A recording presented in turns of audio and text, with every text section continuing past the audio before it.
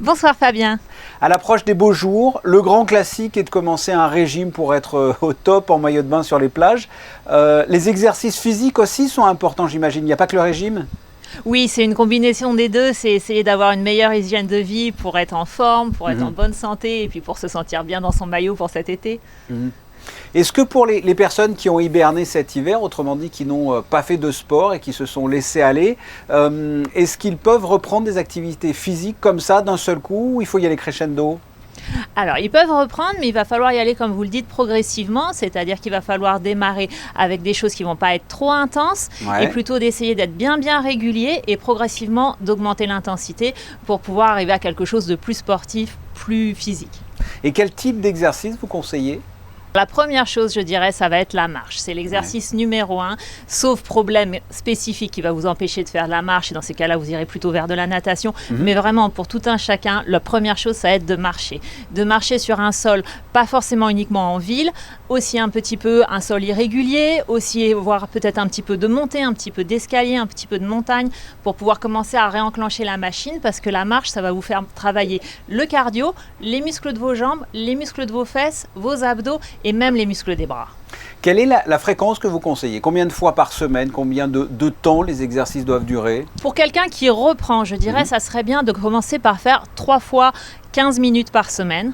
Et après, progressivement, on peut aller jusqu'à 6 fois par semaine pour quelqu'un qui est entraîné, 6 fois 1 heure pour quelqu'un de vraiment entraîné.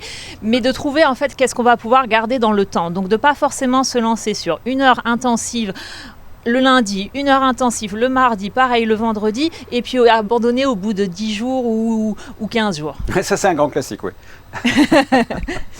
Dans quelles conditions faut-il être pour faire des exercices ? Est-ce qu'il faut avoir bu avant, manger ? C'est plutôt le matin, plutôt le soir, dans la journée ? Au niveau de l'horaire, ça va être ce qui vous convient le mieux. Ça peut être le matin pour certains, parce qu'il y a une énergie fraîche le matin. Mais attention, au réveil, il faut faire attention à ne pas aller trop fort. Il faut s'échauffer un petit peu si on est sur quelque chose d'un petit peu intense.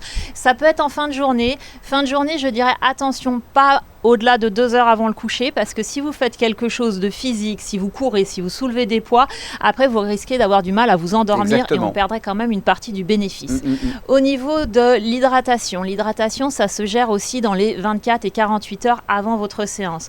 Donc ça va être de consommer des aliments qui ont beaucoup d'eau à l'intérieur, des fruits, des légumes, idéalement crus, et que quand vous buvez de l'eau, d'ajouter toujours quelque chose dans votre eau, sinon le corps va l'éliminer tout de suite. Si vous rajoutez un petit peu de citron, un petit peu de menthe, de gingembre ou quelque chose, ça va donner de l'information à l'eau et votre corps va pouvoir s'hydrater. Au niveau de manger, on dit, et c'est vrai, qu'il ne faut pas manger avant de s'entraîner, parce que quand votre corps va digérer, il ne va pas pouvoir s'entraîner, ou quand il va s'entraîner, il ne va pas pouvoir digérer. Conclusion, vous allez être moins bon et votre digestion va être moins bonne. Donc à nouveau, c'est contre-productif. Après, il faut avoir quand même prévu de ne pas se retrouver en hypoglycémie. Donc soit on a l'habitude, soit on prend quelque chose avant, quelque chose de léger, mais au moins une demi-heure avant si c'est un fruit, 2 heures si c'est un repas plus lourd.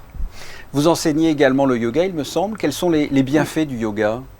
Alors le yoga, on est dans une optique différente. On est toujours dans une activité physique, mais si vous voulez, le sport, on est là pour créer un petit stress, pour pouvoir surcompenser et être plus fort. Le yoga, on va être dans la régénération, c'est-à-dire qu'on va être sans trop pousser. On ne va pas pousser plus que 5-10% dans la séance pour pouvoir au contraire créer une régénération, apprendre à faire plus tout en consommant autant d'oxygène et avoir autant de battements cardiaques. Le yoga est conseillé pour tout le monde ou certaines personnes ne devraient pas en faire ? Je dirais que le yoga est conseillé pour tout le monde. Après, dépend du type de yoga, dépend de comment vous le pratiquez.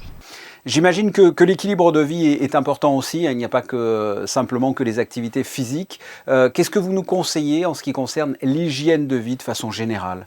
Je vais en profiter peut-être pour vous donner des conseils qu'on retrouve plus rarement, parce que si je vous dis de bien dormir, tout ça, tout le monde a déjà entendu. Donc je vais essayer de mettre le point sur respirer par le nez. Observez dans la journée, est-ce que vous respirez par le nez ou est-ce que vous respirez par la bouche ? Si vous constatez que vous respirez par la bouche, essayez de vous pousser à respirer par le nez. Une autre chose, ça va être aussi d'essayer d'arrêter les tablettes, les télévisions, les choses comme ça le soir pour reposer vos yeux et mieux dormir. Et aussi parce que vos yeux ont besoin de bouger d'une autre façon que forcément en face. Et puis après, ça va être une chose générale, c'est-à-dire que l'hygiène de vie, ça va être aussi de toute façon vos pensées. Est-ce que vos pensées sont positives ? positive. Et si vous voulez, le sport, le yoga, l'alimentation, votre sommeil et votre mental, c'est un petit peu comme un tout. Et en travaillant sur chaque petit point, vous allez arriver à une synergie qui va être fantastique. Écoutez, Marina Bordet, merci pour toutes ces précisions qui étaient vraiment très intéressantes. Je vous remercie. J'étais ravie.